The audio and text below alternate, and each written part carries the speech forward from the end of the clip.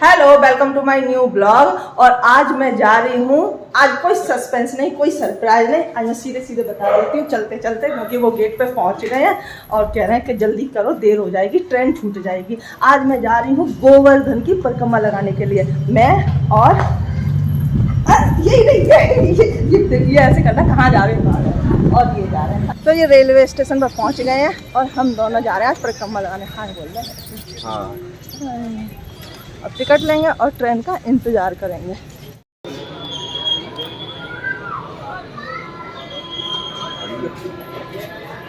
चलो चलो, आ गई शायद ट्रेन, आवाज़ दे रही है। ये प्लेटफॉर्म 2 पे आएगी ना, तो इसलिए हम लोग, चलो आ गई आवाज़, चलो चलो जल्दी, 2 पे जा रहे हैं।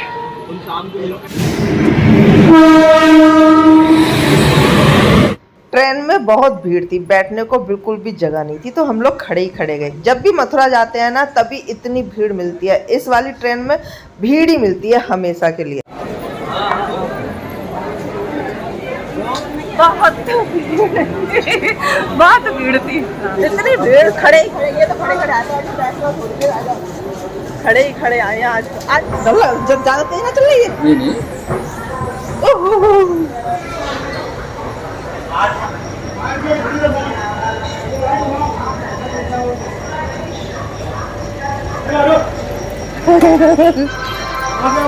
ट्रेन में से उतरे, ई रिक्शा लिया, ई रिक्शा के बाद अब बस में, और ये बस पहुंचाएगा हमें गोवर्धन बस स्टैंड पर उतर कर बारिश ने हमारा स्वागत कर दिया। तो अरे यहाँ पर थोड़ी देर बैठ गए हैं। ये आ गई हमारी दाल तड़का। अब हमें लग गई थी भूख, परिक्रमा शुरू करने से पहले खाएंगे खाना, कितनी टेस्टी लग रही है। हामी तंदूरी रोटी और ये दाल, बस।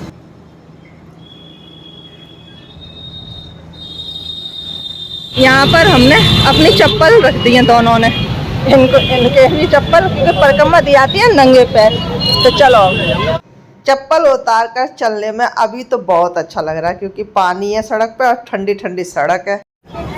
ये दान घाटी मंदिर है और मैंने प्रसाद ले लिया। यहाँ पे पूजा करेंगे और फिर यहाँ से परिक्रमा शुरू होगी।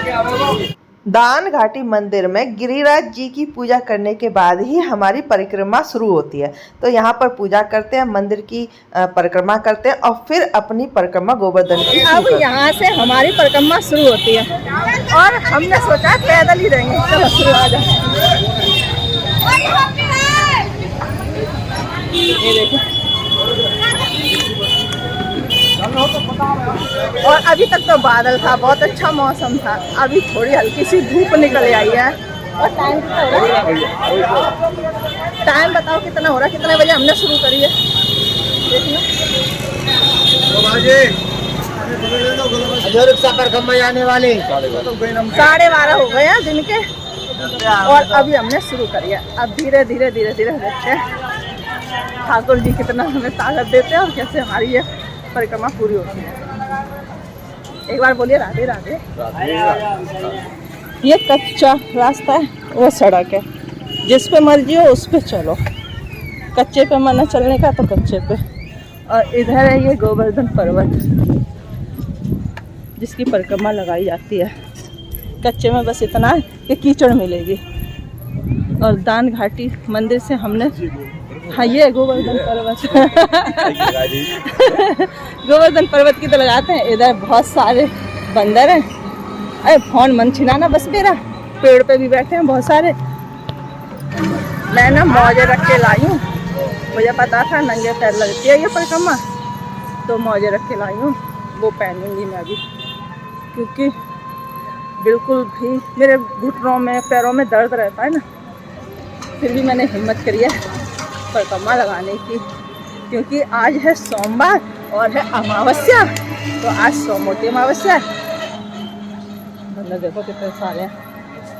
चलो मौजे पहनते हैं। अब हमने मौजे पहन लिए हैं, ये पहन नहीं रहे थे दोबारा, मैंने जबरदस्ती पहन लो, आराम मिलेगा चलने में। ये परिक्रमा होते है दंडवत। आप लोग दंडवत करके परिक्रमा दे रहे हो, कब से दे रहे हो? आज ही से स्टार्ट, आज ही से शुरू किया, यहाँ तक आ गए। और ये कब तक पूरी हो जाएगी? 7-8 दिन। 7-8 दिन लगेंगे। तो आप दोनों साथ साथ हो? अच्छा जी। राधे राधे। दंडवत परिक्रमा मतलब लेट कर परिक्रमा देना। एक कोई इनके पास चीज़ होती है, जैसे कोई पत्थर ले लेता, कोई गिलास ले लेता, कोई सूखा नारियल ले लेता, तो लेट कर वो उसको रख देते हैं आगे, फिर वहाँ से दूसरी दंडवत लगाते हैं। इस तरह से ये अपनी पूरी परिक्रमा को पूरा करते हैं।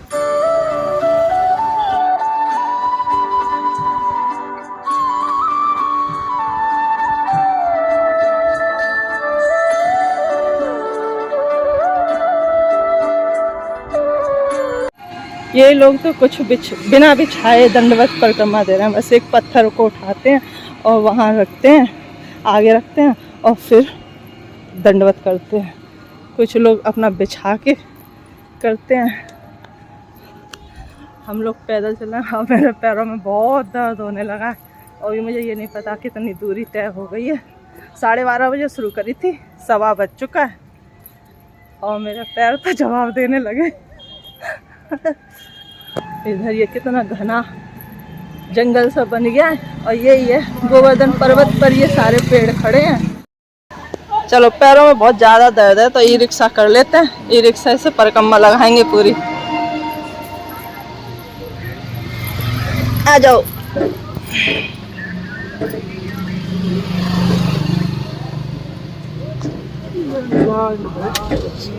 जय गिरिराज महाराज की जय।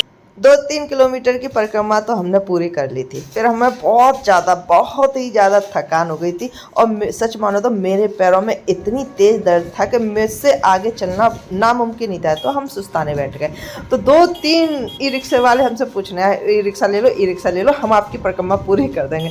हमने कहा ले ही लो, तभी हमारी परिक्रमा पूरी हो सकती है। ये परिक्रमा मार्ग पर पहला पड़ाव पड़ता पुंछरी का लोठा। इसकी कहानी कुछ ऐसे है कि जब कृष्ण जी ना मथुरा छोड़कर जाने लगे थे तो ये इनसे पुंछरी इनका मित्र थे तो उनसे बोला था। मैं बाद में बताऊंगी, ठीक है, पहले आप लोग दर्शन कीजिए। पुंछरी लोठा जी श्री कृष्ण के मित्र थे। तो श्री कृष्ण जब मथुरा छोड़कर जाने लगे तो इनसे पूछा कि आप मेरे साथ चलें। इनको बोला मतलब, तो इन्होंने मना कर दिया। ये ब्रज छोड़कर जाना नहीं चाहते थे। इन्होंने कहा मैं आपका यहीं पर इंतजार करूंगा बिना कुछ खाए पिए, जब तक आप लौटकर मुझे दर्शन नहीं दोगे ना तब तक मैं कुछ भी खाऊंगा पीऊंगा नहीं। तो श्री कृष्ण ने इनको आशीर्वाद दिया कि आप बिना खाए पिए भी स्वस्थ रहेंगे। अभी हम जा रहे हैं राधा कुंड के लिए। तो राधा कुंड के लिए वो ई रिक्शा नहीं आते हैं तो हम पैदल ही आ रहे हैं।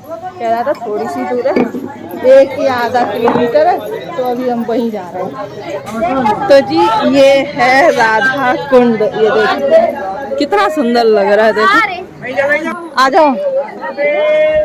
ये सब चढ़ाया जाता है यहाँ पे। तो जी परिक्रमा करते करते अब हम पहुँच गए हैं राधा कुंड पर। इसकी कहानी मुझे कुछ इस तरह से पता चली है कि राधा जी ने अपने कंगन से इसकी उत्पत्ति करी थी। तो ये ना मुझे देखने में बहुत ही सुंदर जगह लगी, मनमोहक एकदम जगह लगी है। वैसे भी वृंदावन में, मथुरा में, गोवर्धन में जितनी भी जगहें हैं मन को मोह लेती हैं, क्योंकि ये श्री कृष्ण का धाम है। वृंदावन धाम, गोकुल, कुछ भी हो, ये सारा ब्रज मंडल ही श्री कृष्ण राधा जी के धाम है।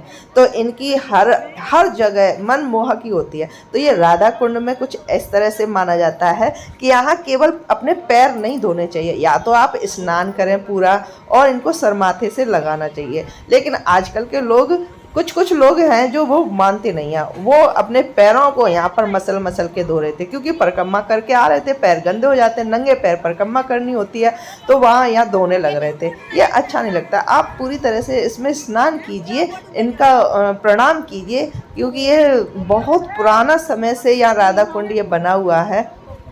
तो ये बहुत सुंदर जगह लगी मुझे। मैंने यहाँ पर पूजा करी है। मैंने पैर बिल्कुल भी नहीं लगाए हैं, इनके पानी को स्पर्श करके अपने माथे से लगाया है। जैसे मैंने यहाँ पे सुना मैंने वैसे ही किया।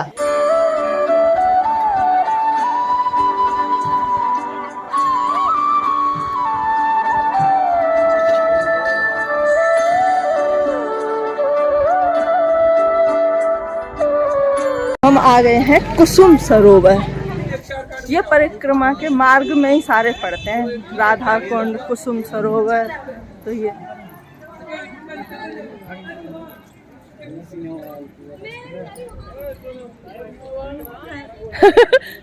डर लग रहा है। इतनी चौड़ी रास्ता फिर भी मुझे डर लग रहा है। मुझे नहीं पता नहीं क्यों ऊंचाई से डर लगता है। ये मैं बता रही है नीले नीले लगाए हुए ना, ये पानी का फव्वारा चलता हुआ ये वो बन रहा है फव्वारे का। कितना प्यारा यहाँ पे आ रहा है सीन। इधर देखो, ऊंचे नीचे का ध्यान रखना। कुसुम सरोवर बेहद खूबसूरत लगा, मनमोहक कि इतना कि पूछो ही मत। दिखाओ कैसे आते हैं। अच्छा ये वाले, ये आ जाओ, एक खींच दो बढ़िया सी लोकेशन पे बनी गया ये फोटो। देखो ये जगह है मानसी गंगा। नहाओगे नहाओगे, कितना अच्छा लग रहा है। ये ना मानसी गंगा है। ये कौन सा स्थान है, यहाँ पे लोग नहाते भी हैं। जब यशोदा जी और नंद जी ने अपने तीर्थ करने की इच्छा जाहिर करी थी तो कृष्ण जी ने अपने मन से यहाँ पर ही गंगा को प्रकट कर दिया था। गंगा मतलब मन से प्रकट कर दिया था, तो वही मानसी गंगा है।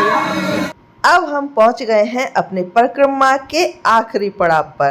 कहते हैं मानसी गंगा पर परिक्रमा पूर्ण होती है, तो ये है मानसी गंगा, ये है मंदिर। गिरिराज जी भी हैं यहाँ पर, आपको दर्शन करने को मिल जाएंगे।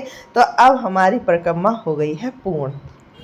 यहाँ से हमने शुरू करी थी परिक्रमा और लौट के फिर हम यहीं आ गए हैं। ये सामने है दान घाटी मंदिर, इसके दर्शन करेंगे और हमारी परिक्रमा पूर्ण होती है। अब दान घाटी से दर्शन करने के बाद अब हमारे बस स्टैंड पर और बस में तय करी गए। यहाँ से पहुँचेंगे मथुरा और मथुरा से फिर लेंगे ट्रेन। और थकान हो गई है बहुत ज्यादा, सर में दर्द हो रहा है, दूध पिघल ही रहा अभी बहुत। ये बस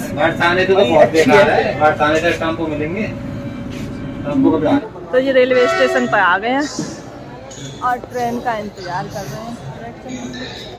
दान घाटी मंदिर से दर्शन करने के बाद ही हमारी परिक्रमा शुरू होती है और दान घाटी पर ही दर्शन करने के बाद हमारी परिक्रमा समाप्त होती है। और ये मैं जमुना जी दिखा रही हूँ ट्रेन में से। जमुना जी में जल इतना ज़्यादा था कि पूछो ही मत।